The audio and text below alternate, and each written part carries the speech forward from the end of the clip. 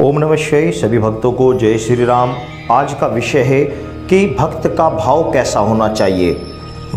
भाव अपने अधिकार की बात है, तो भाव कैसा होना चाहिए, भाव के विषय में आज मैं आपको बताऊंगा।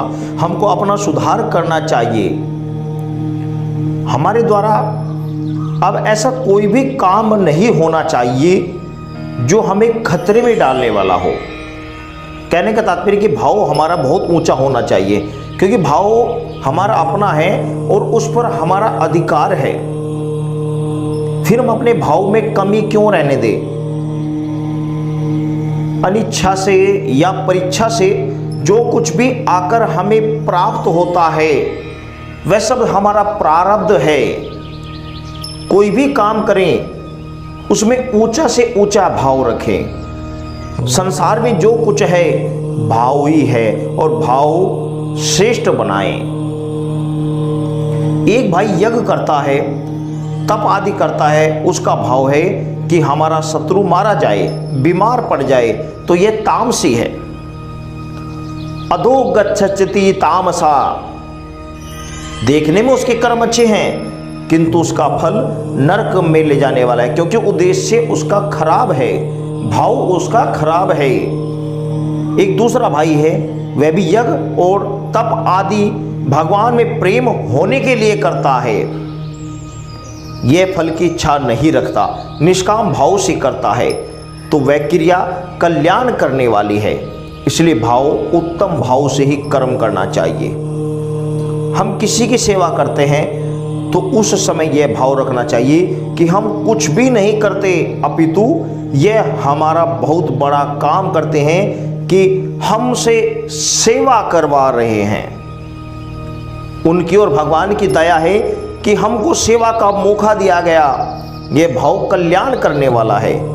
ऊंचे दर्जे का भाव यदि भाव करें कि हम सेवा करते हैं तो लाभ है, किंतु इतना नहीं। वाहवाही से वाहवाही मिल जाएगी, नाम बड़ाई होगी, स्वर्ग मिलेगा, किंतु उससे लाभ क्या होगा।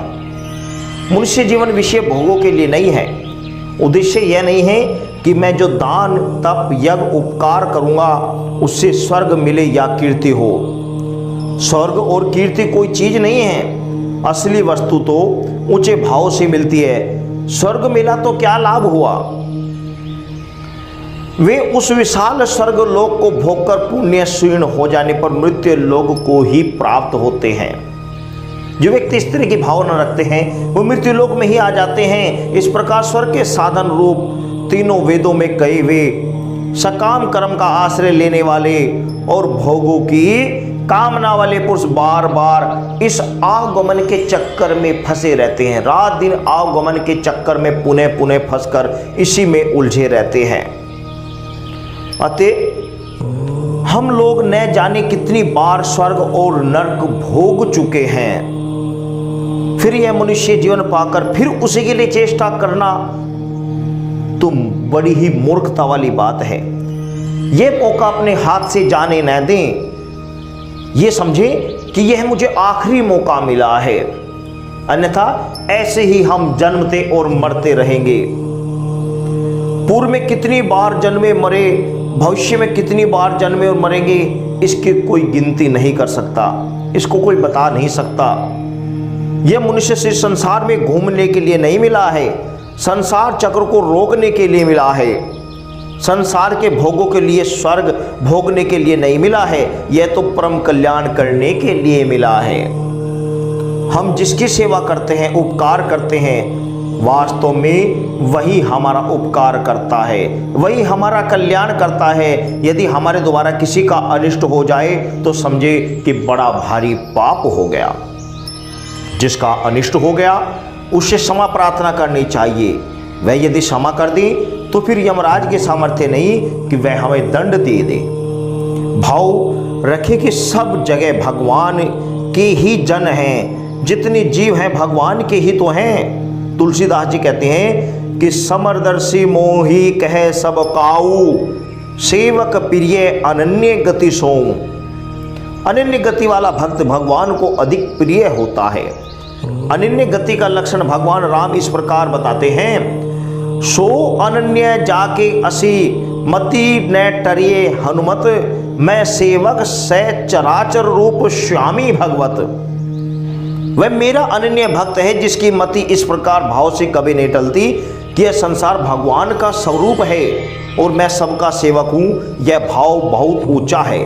गीता में भगवान कहते हैं कि बहुना जन्म मानते जानवा महा परदंते वासुदेव सरमति से महात्मा सुदुर्लभम। बहुत जनों के अंतःकरण के जन्म में तत्व ज्ञान को प्राप्त हुए पुरुष सब कुछ वासुदेव ही हैं। इस प्रकार मुझको जो भजता है वह परमात्मा, वह महात्मा परमात्मा के समान ही पूजनीय हो जाता है। हम लोगों को सबको वासुदेव समझकर, नारायण समझकर सेवा करनी चाहिए। यदि कुछ अपराध बन भी जाए, सेवा प्रार्थना करनी चाहिए और बदले में सेवा अधिक कर लेनी चाहिए ताकि उससे जो पाप बना है मुक्त हो सके। यदि हमारा अनिष्ट हो तो यह भाव रखें कि हमारे प्रारब्ध का फल है, हमने जो अपराध किया उसका फल भगवान हमें निमित्त बनाकर भुगता रहे हैं। लेकिन प्रभु से इस बात की विनती करें, प्रार्थना करें कि प्रभु आप तो स्वयं सामर्थ्यवान हैं, फिर इस बेचारों को क्यों निमित्त बना रहे हैं। अपने से जो किसी का सेवा हो रही है उसमें यही भाव रखें कि अपने द्वारा जो कुछ हो रहा है इसमें सेवा करवाने वाले का के द्वारा हमारा बहुत बड़ा उपकार हो रहा है।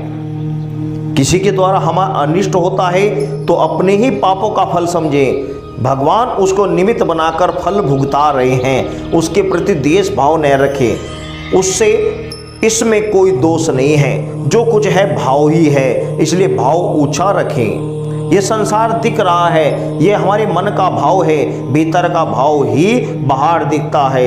मन को भाव में बनाए, मन को कुछ काम चाहिए यही काम दे। यह यहाँ आए हैं तो हमारे आसपास गंगा, यमुना, सरस्वती उत्तम नदियाँ बह रही हैं, उनमें स्नान करें, शरीर को पवित्र करें और श्री भगवान शंकर का स्मरण करें और भगवान श्री विष्णु का स्मरण करें तो अपना उद्धार निश्चित है।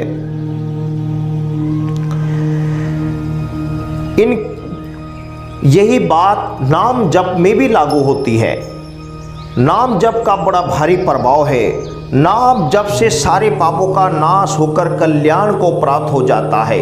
नाम जप के समान और कोई सुगम साधन नहीं है। निष्काम भाव से करने पर नाम जप तो मूल्यवान हो जाता है। नाम जप के साथ साथ भगवान के स्वरूप का ध्यान करने से अधिक लाभ होता है। नाम जप में भाव ऊंचा बनाएं और बड़ा लाभ हो सकता है यदि आप भाव ऊंचा बनाएं। नाम जपो, हर वक्त नाम जपो और भाव को बहुत ऊंचा बनाएं। भगवान की हर एक क्रिया में प्रसन्न रहे, मग्न होकर भगवान की दया समझें तो कल्याण प्राप्ति में कतई भी देर नहीं होगी। सभी भक्तों को जय श्री राम।